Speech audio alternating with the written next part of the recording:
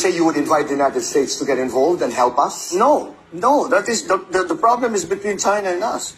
So the United States should be out. If the Americans come in, it's bound to fail. Because you're putting the two protagonists together.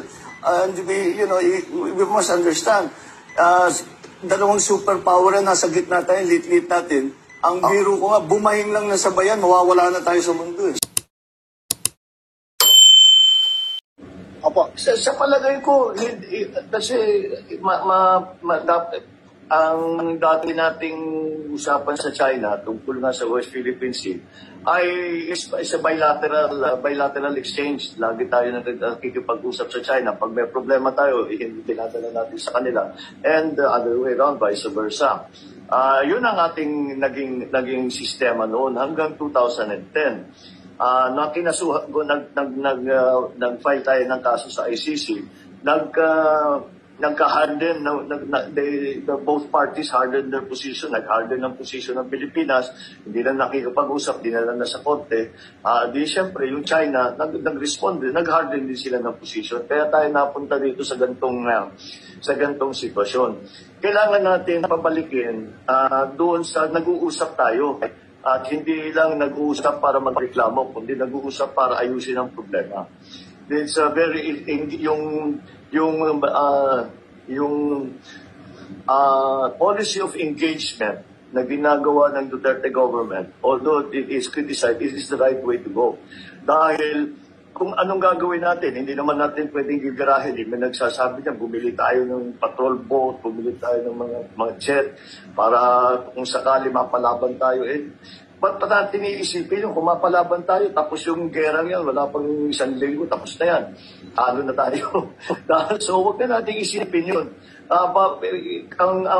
Medyo mas mahirap, pero yung bilateral consensus, yun ang pinaka-importante. Na meron tayong bilateral consensus. Dahil ang pagsolusyon sa mga territorial conflict, halimbawa may mga territorial claim ng dalawang bansa, naayos lang yan sa ICC, pero kailangan sumang-ayon ang parehong bansa. Magsasabi, okay sa akin sa Pilipinas, susundan ko yung decision ng ICC. Kailangan yung China magsabi rin ng ganon para maayos yung problema. Pero yung China hindi man signatory sa paggano ng ICC, sa pagtaguyod ng ICC. Pangalawa, sinabi na nila mula pa sa umpisa, hindi namin susundan, hindi namin kinikilala yung mga decision sa ICC. So, wala na sa atin yun.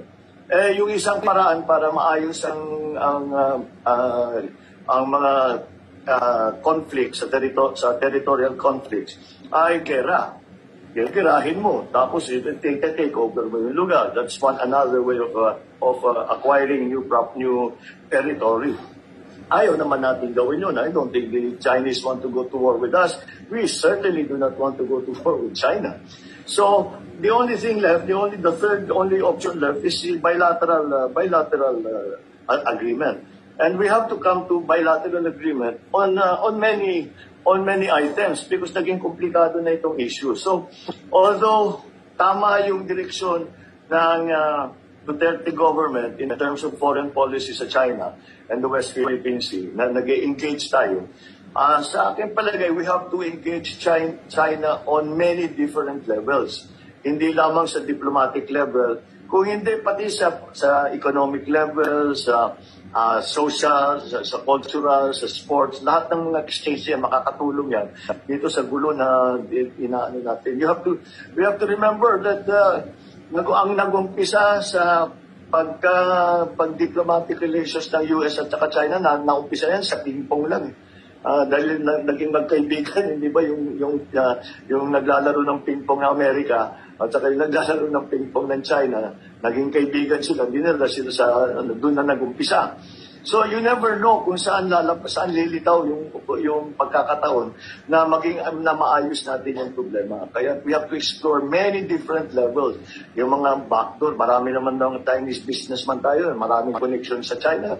Sabihin natin, sige mag-usap kayo, baka sakali. On a military level, pwede rin natin pag-usapan kung ano yung mga dapat kailangan gawin, may involved para to protect the West Philippine Sea. Tapos, siyempre, yung pinakamabigat na issue sa atin, pabayaan nyo na yung mga fisherman natin, huwag nyo nalalagyan ng mga warship na hinaharang nila. Hanap buhay nila yan. At this is already the 10th generation ng fisherman, nandun sila mamimingwit. Tapos biglang sasabihin ninyo na hindi sila pwede. So, dahan-dahan ito. Hindi maayos ito sa usapan ng isang oras o isang araw. This will take time because we have to naghiwalay nga, dapat dahan-dahan ibabalik ulit ang pagsasama at pagkakaibigan ng China at saka ng Pilipinas.